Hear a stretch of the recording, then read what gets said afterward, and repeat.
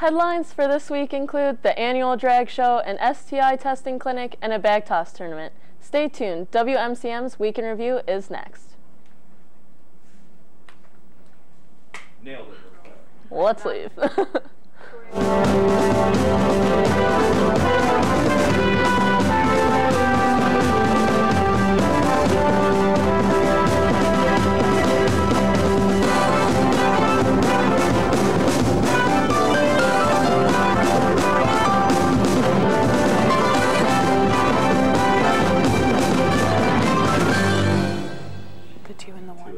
Hello, and thanks for watching WMCM's Week in Review. I'm Chloe Lorenz. And I'm Jennifer Alt.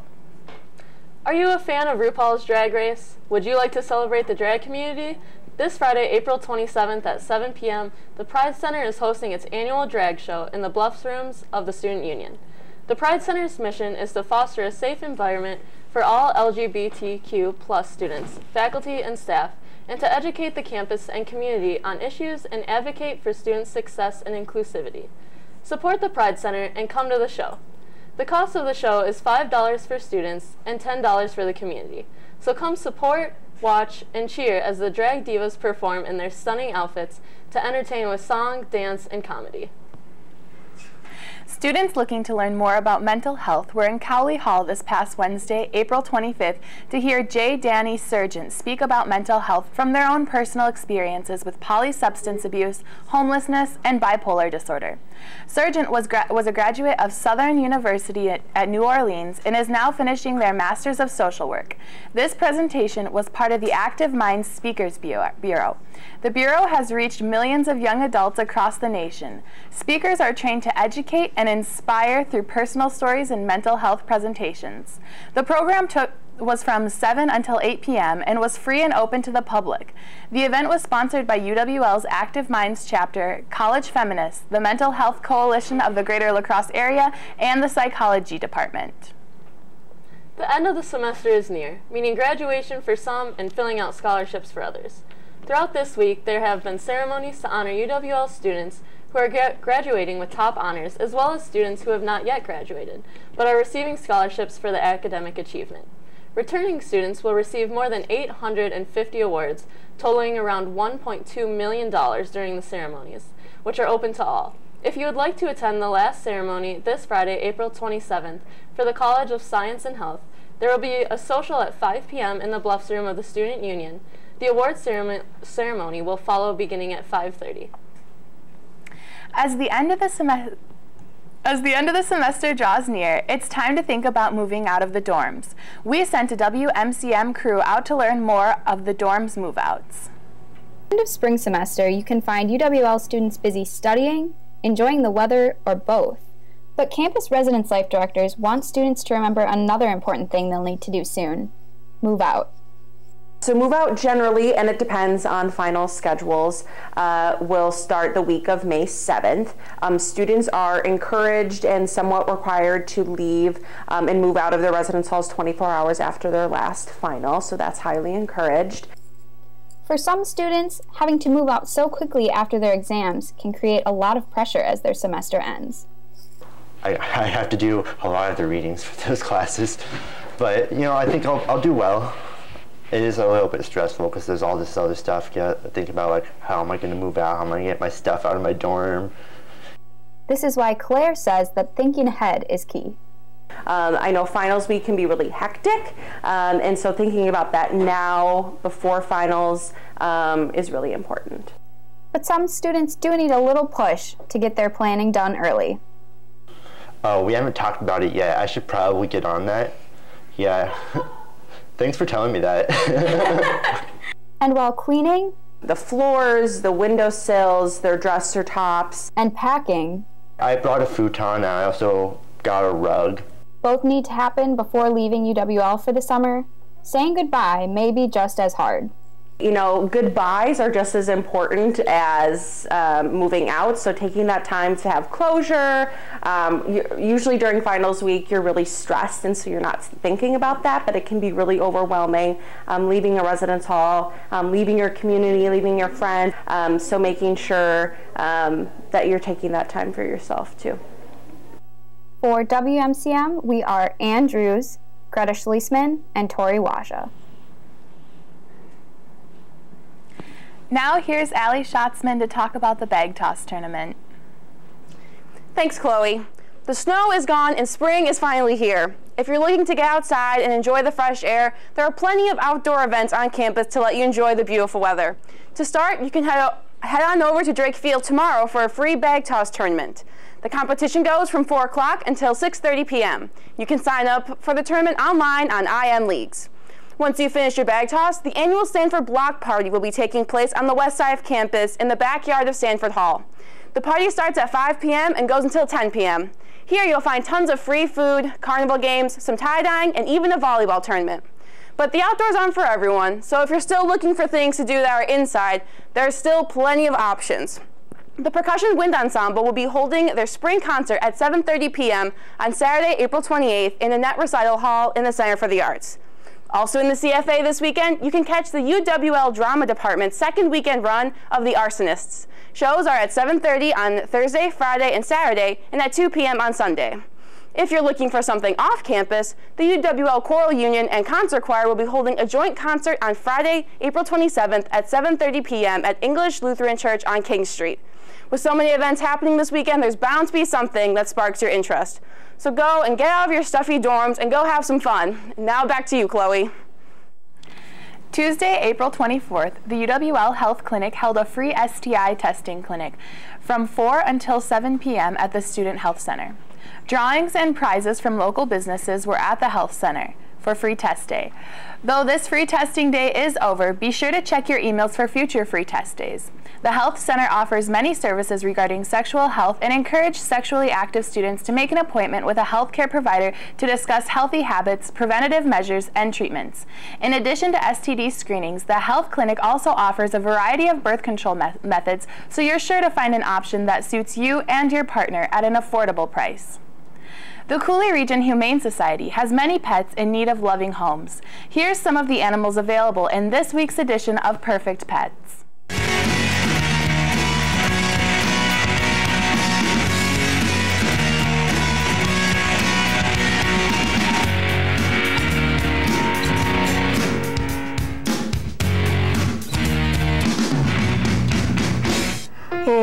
Hey guys, my name's Hershey and I'm rolling around and I'm just looking for somebody to love me. Hi, I'm Cheyenne, a spunky young pup looking for an active home. I'm full of energy and I'm looking for someone to join in on the fun. Arg me mateys, I'm Jack, the one-eyed cat, and I'm looking for my forever home. To find out more about adoption for these pets or others, contact the Cooley Region Humane Society at 781-4014. Do you love to hike and explore the bluffs? Are you up for an adventure that will help the environment? This Saturday, April 28th, join us as we have the second annual Bluff Clean Up. The Bluff Clean Up will take place at Grandad Bluff, where you will have the chance to rid the bluff side of the graffiti that has accumulated over the years. There will be 2 shifts available for volunteering, and rides will be provided for those who do not have a car. This is a great way to get involved while also helping the environment. If you would like to volunteer, visit the link on the screen, get your hiking shoes, and get ready to go. The weather is finally agreeing with us, and all the snow is gone, so get out, get active, and let's clean up our bluffs. With the Student Association election results in, Ben O'Connell has been named Student Body President. We sent a WMCM crew to learn more about him. I'm here with newly elected Student Body President Ben O'Connell. Ben, how you doing today? Not too bad, you know. Why did you want to become Student Body President? Well, I'll be honest.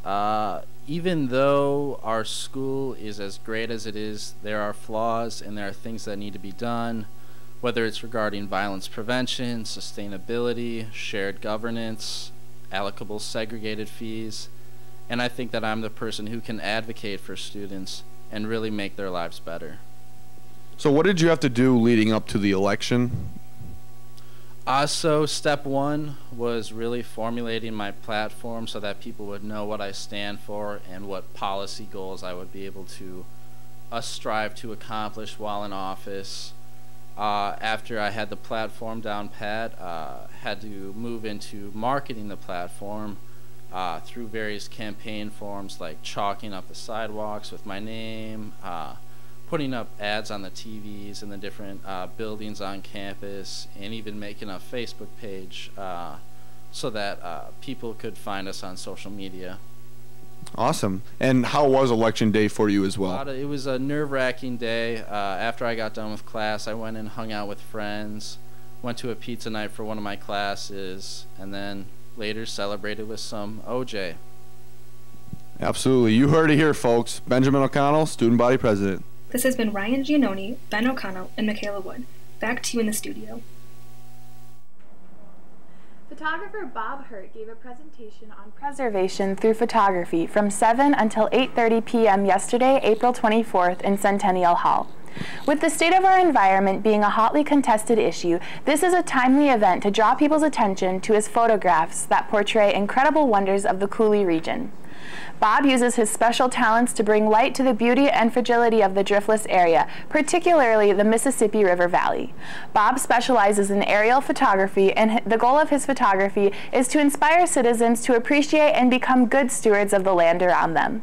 The event was followed by a question and answer session with Bob Wingate, Emeritus UWL Geography Department. Be sure to check out the UW La Crosse events page for more events like this one. Each week, the WMCM crew goes out and talks to your fellow peers in a segment we call Campus Insight.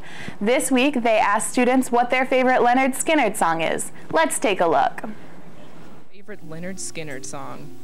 I'm going to say that really popular one. Freebird?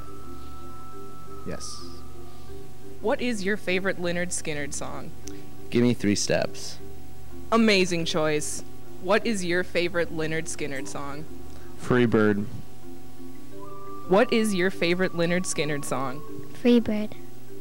It goes across generations, folks. What is your favorite Lynyrd Skynyrd song?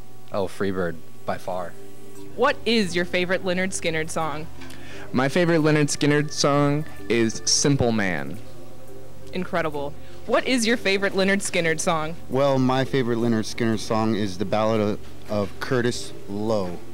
Amazing choice. He says that Curtis Lowe is the greatest guitar picker that the world has ever seen, and he pays the song out of respect and telling how great of a man he was. Thanks, Michael. Okay, rock and roll.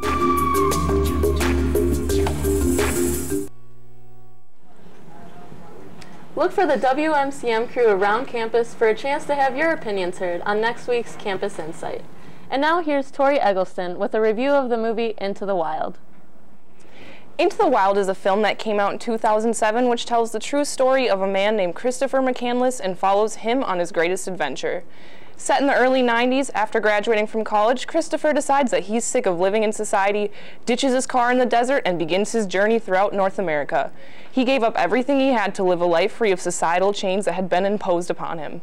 Let's take a look at the trailer.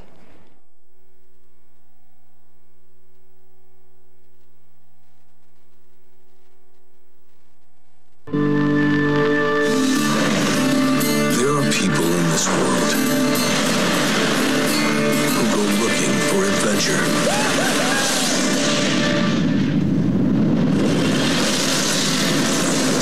Christopher McCandless was searching for himself. So you're a leather now? I'm a leather? Yeah, a leather tramp. That's what they call the ones that hoof it. Don't you think you ought to be getting a job and making something of this life? I only got one plan. I'm going to Alaska. Alaska? Or City, Alaska? I'm gonna be all the way out there. Yes, in the wild. I read somewhere of how important it is in life not necessarily to be strong, but to feel strong. To measure yourself at least once. Where are your mom and dad? Living their lives somewhere. Did your folks know where you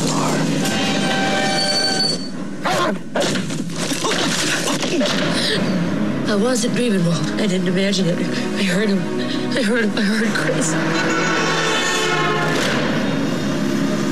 Son, how long you been out here? A couple of weeks. And before that? I went to South Dakota. I worked for this guy named Wayne. What do you think about all this? I like all this. I took the Colorado River all the way down to the Grand Canyon and did rapids.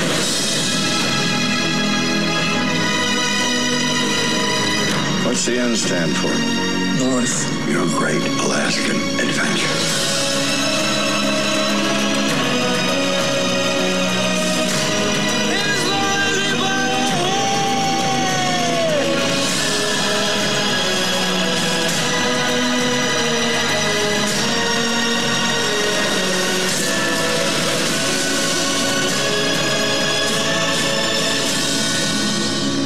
If you want something in life, reach out and grab it.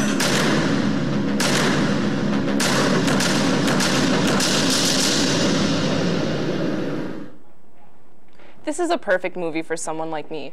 It changed my life when I first saw it, and collectively, I've probably spent close to 25 hours crying about it.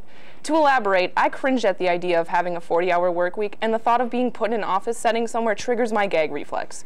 The whole idea of this movie is something I can fantasize about for hours, and the fact that it's a true story makes me love it even more. Christopher McCandless was fearless, passionate, and his story is one worth hearing. The appeal of his great adventure only increases with the cinematography of the film. The setting is beautiful, and if you have even the slightest bit of an imagination in that head of yours, it's easy to picture yourself with Christopher in those landscapes. Now, I'm an honest person, and I can't lie to you all and tell you that this is a happy story. I won't spoil anything, but this movie ripped my heart out with its claws and then put it in a document shredder. I'm still recovering. If none of this has convinced you to watch this movie yet, just know that the grunge god himself, Eddie Vedder, did the soundtrack to this movie. Yeah, that's what I thought. If you want to watch a movie filled with adventure and life-changing realizations, this is the movie for you.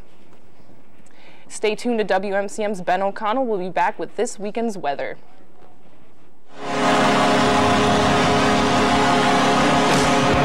Introducing WMCM's newest sports show, Hot Shot Sports. It's got games, memes, highlights, gifts, and everything else that you'd ever want from a sports show, like everything current from social media and all other sports action. So tune in to Charter Channel 989 and Campus Channel 6 for some Hot Shot Sports. Do you need better opinions on the biggest sports stories? Then you need Sports Talk Live. They cover all sports all the time. From track and field, to soccer, to football, gymnastics, and just about everything in between. Sports Talk Live is your place for sports. Sports Talk Live, Tuesdays on WMCM TV. Y'all like the weather? We've got some fun stuff coming at you today. Tonight it will be partly cloudy, 36 degrees, with a northwesterly wind of 10 miles an hour. Tomorrow is Friday, and it will be partly cloudy with a 17-mile-per-hour wind coming out of the west direction. It will be 62 degrees also, so that's fun. Tropical heat wave. Saturday, sunny, 57 degrees, north-northwest, 11 miles per hour wind. That's fun. Who doesn't love a good windy day? And Sunday's going to be sunny and 65 with a wind of 12 miles an hour. So hold on to your hats, people. And now here is Charlie Shreve with this week's interview. Thank you very much, Ben. For this week's interview, I will be interviewing WMCM's very own Hannah Betcher, and we're going to figure out a little bit about your broadcasting career and WMCM in general. You ready? I was born ready, Charlie. I know you are. Why'd I even ask? I don't know. All right. Well, let's just start off with something basic. What made you want to get into broadcasting? Yeah, so growing up, my mom always told me that the only thing I was good at was talking and no other talent. She was like, Hannah, you can't fall back on anything else. So you got to be a comm major. That's literally all you have going for you. So got to college, looked into comm majors because, you know, why not? That's what we do. And I found WMCM studio right here at UW La Crosse. I came to, I think it was called like, I don't know, it was like it was a day for high school students that had like a certain GPA. And so like I came and they just spent the entire day kissing my butt. And I came through here and Dr. T was here and I was like, this woman's insane. I need to be part of it. So Dr. T is what sold you on it? Sold, 100%, yeah. Sounds right. She is gorgeous. She is, All right. She is. Well, now that we're on the topic of WMCM, what have you done with WMCM? I've done just about everything. Coming in my first semester, I was on air a lot because literally my only talent is talking, so not really much else I was good at. Going through, I was program director, I was assignment editor, and now I'm executive assistant. So going back to the fact that the only thing I'm good at is talking, I would be lost without Colin Malliott, who does all of the technical production. I think if there was a week where he didn't show up, I would just tell everyone to go home because I don't know how to turn anything on. This place would burn to the ground. It would burn to the ground, yeah. Well, I mean, what has been your favorite part overall of WMCM? What are you going to miss most? All of my lovely friends. I'm going to miss all of my peoples when I graduate. Well, most of them. Not all of them. There's a select a group of people that I'll miss, and there's few, you know who you are, where I'm going to walk out of this place and never look back and forget that I ever knew you because I have nightmares daily. Yep. Well, that is great to hear. So can you tell me a little bit about your internships and what those have done for you in terms of broadcasting? Yeah, my internships have been great, and I really do think that I owe being able to get those internships to WMCM and my work here. So my first internship was at WBAY in Green Bay, and through that I followed different reporters around and helped set up shoots and interview people, set up interviews. I edited all of my own stories and I did my own video work, which my experience with WMCM was really helpful with that because I was able to walk in with some video editing experience from here and some writing experience from here. So I wasn't completely lost when I got there, which was nice. Got you well-rounded. Well-rounded, a woman of many hats, for sure. Oh, yeah. So I did that, and that was really great. I did that all of last summer, and then I came back here, and I started with KQEG. I do a show every week, Channel 5, check it out. Landed me some prison mail. So, you know, highlight of my life, personally. Yep. That prison mail was something, wasn't it? It was, for sure. I mean, he had a slight crush, I'll say that. Who doesn't, really? I know I do.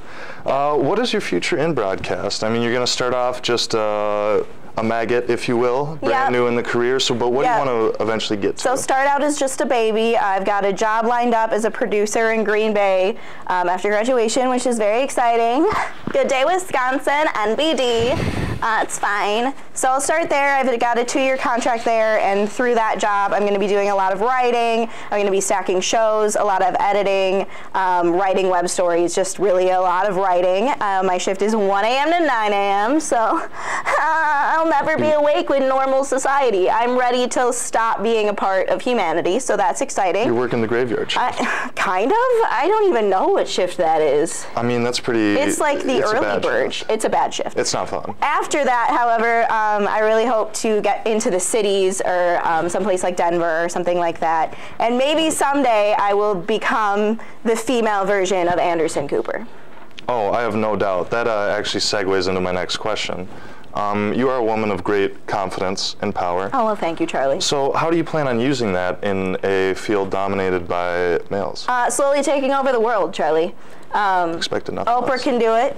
Katie Couric can do it. And I mean, they've gotten close. They've set the foundation for female world domination. And, you know, I think that I'm going to follow the path that they've laid, lay a few more bricks down, and slowly eradicate all men. Well, honestly, I think that is a very wise idea. Sometimes, you know, we're not the smartest. We tend to Charlie, mess you're up the a few poster times. child for that. So, I know. See, that's what I was thinking. I feel like Yeah, I feel like if I was exterminated, it would be pretty good. It would definitely be for the best. Well, thank you. I remember how I mentioned that group of people that gives me nightmares? You're the leader of that group. Well, I figured. Thank you so much, sweetie. Yep. Well, I appreciate your time telling us all about this. Of course, I'd be here anyway. So. Please stay tuned. David Gasper will be back with this week's sports, but first, let's take another look at those adorable perfect pets.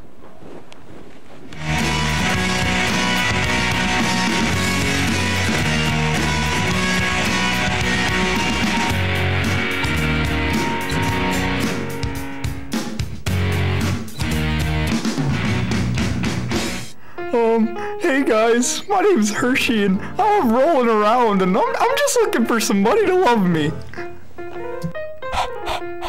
Hi, I'm I'm Cheyenne, a spunky young pup looking for an active home. I'm full of energy and I'm looking for someone to join in on the fun.